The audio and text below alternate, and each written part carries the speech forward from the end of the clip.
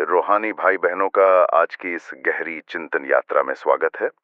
आज हम एक ऐसे शाश्वत प्रश्न की गहराई में उतर रहे हैं जो जो शायद हर आत्मा ने कभी न कभी खुद से पूछा ही है। आखिर परमात्मा कौन है? उनका सच्चा परिचय क्या है?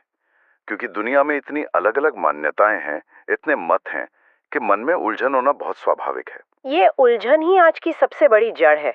सोचिए, हम अपने दुनियावी पिता को कितनी आसानी से जानते हैं। है, बिल्कुल स्पष्ट रूप से। उनका नाम, उनका चेहरा, वो कहाँ रहते हैं, सब कुछ।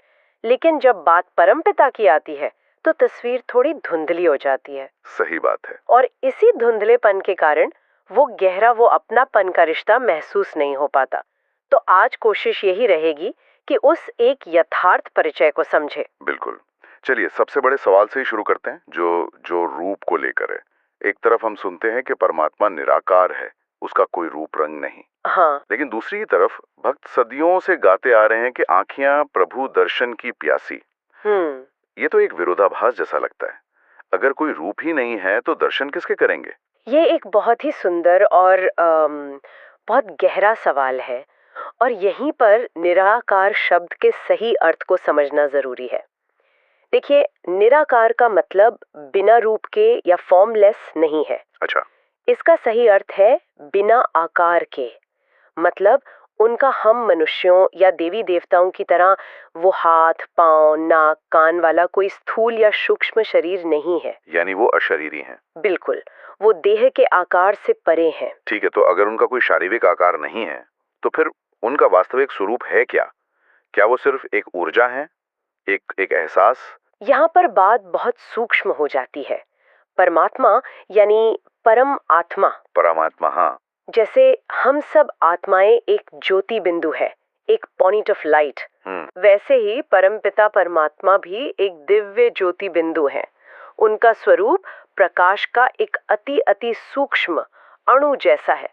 लेकिन वो हम आत्माओं से परम इसलिए हैं क्योंकि वो सुख के सागर हैं, ज्ञान के सागर हैं, और सबसे बड़ी बात, वो जन्म मरण के चक्र से, कर्मों के बंधन से हमेशा मुक्त रहते हैं। आपने दो बहुत भारी शब्द इस्तेमाल किए, जन्म मरण का चक्र और कर्मों का बंधन। आगे बढ़ने से पहले क्या हम इन्हें थोड़ा आसान भाषा में समझ सकते हैं? जरूर जरूर। देखिए, सीधी सी बात है कि हम आत्माएं इस शरीर रूपी वस्त्र को पहनकर दुनिया में अपना पार्ट बजाती हैं। जी। और अपने कर्मों के आधार पर हम एक शरीर छोड़कर दूसरा लेते हैं।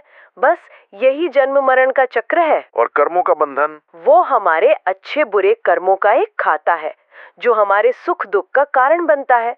परमात्मा इन दोनों से ही परे है।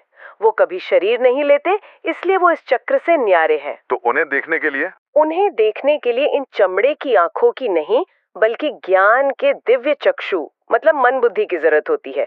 ये एक आंतरिक अनुभव है। ये एक बहुत बड़ा दावा है कि परमात्मा का एक ही स्वरूप है, ज्योति बिंदु।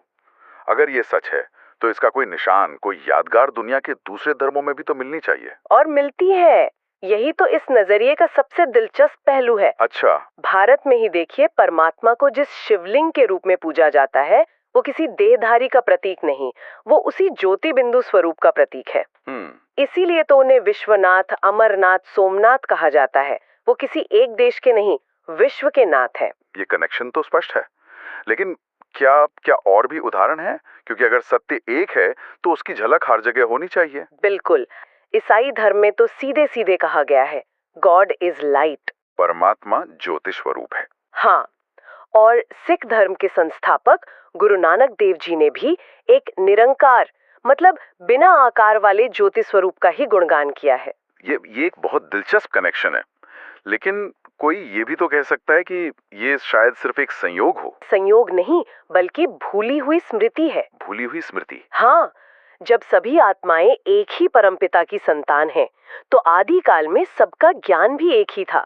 समय के साथ जब वो मूल ज्ञान और अनुभव गुम हो गया, तो सिर्फ प्रतीक और रस्में बच गईं। और लोगों ने उन प्रतीकों को अपनी अपनी तरह से समझना शुरू कर दिया। बिल्कुल, जिससे अलग अलग धर्म और मान्यताएं बन गईं।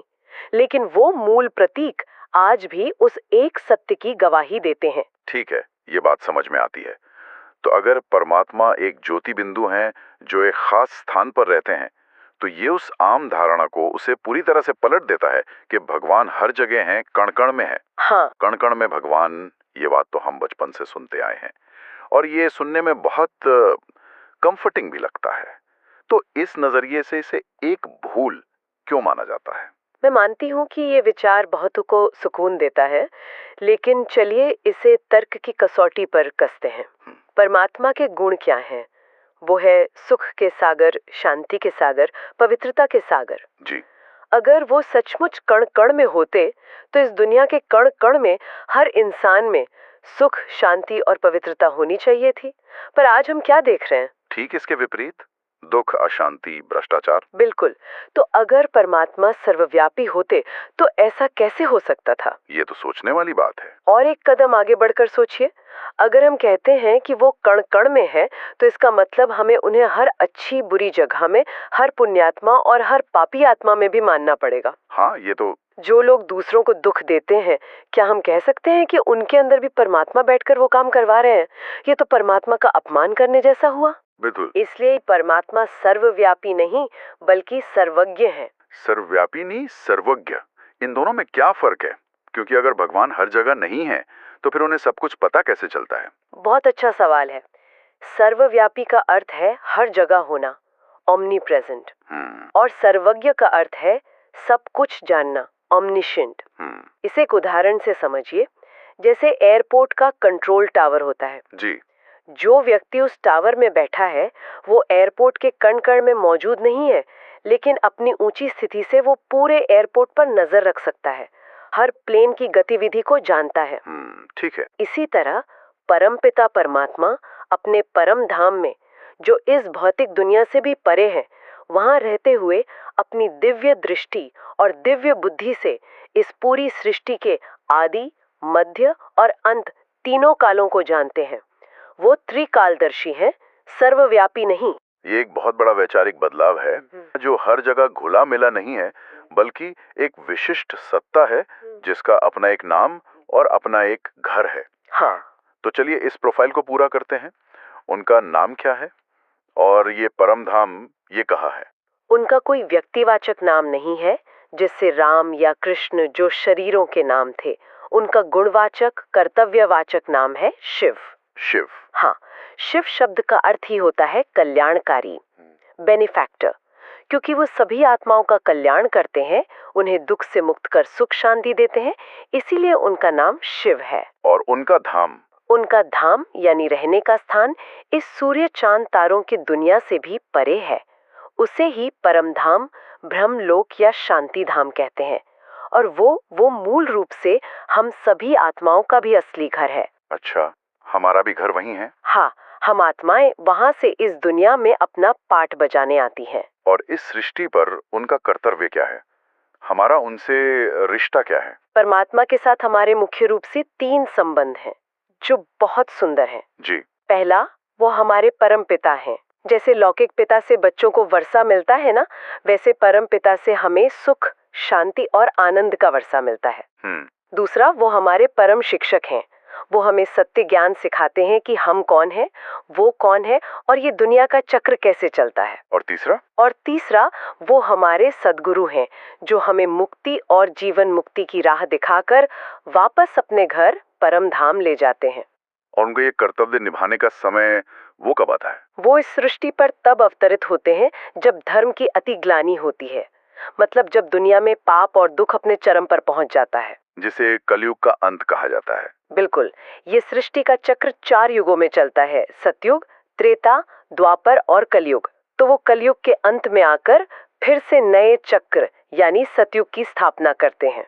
तो अब हमारे पास एक पूरी तस्वीर है। परमात्मा एक ज्योति बिंदु स्वरूप है जिनका नाम शिव है, जो परम धाम में रहते हैं और जो हमारे पिता, शिक्षक और सद्गुरु हैं। जी। इस सारी जानकारी के बाद सबसे महत्वपूर्ण सवाल, कोई आत्मा अपने इस पिता से जुड़ कैसे सकती है? वो सच्ची शांति का अनुभव कैसे कर सकती है? इसका रास्ता है स्मृति, या जिसे राजयोग भी कहते हैं। यह मंदिरों में जाके मांगने या गुरुओं के सामने विनती करने से बिल्कुल अलग है। अच्छा? यह एक आंतरिक यात्रा है, जब हम खुद को ये देह नहीं बल्कि एक आत्मा, एक ज्योति बिंदु समझते हैं और फिर अपने मन बुद्धि को अपने परमपिता शिव की ओर लगाते हैं, जो शांति के सागर हैं। हाँ, जो शांति के सागर हैं, तो हमारा कनेक्शन सीधा उनसे जुड़ जाता है। जैसे एक तार सही सॉकेट में लगने से करंट खींच लेता है, वैसे ही आत्मा अपनी स्मृति से परमात्मा से शक्तियां खींचती है। इसे थोड़ा और खोलते हैं। ये स्मृति या याद सामान्य प्रार्थना या मेडिटेशन से कैसे अलग है? प्रार्थना में अक्सर एक मांगने का भाव होता है।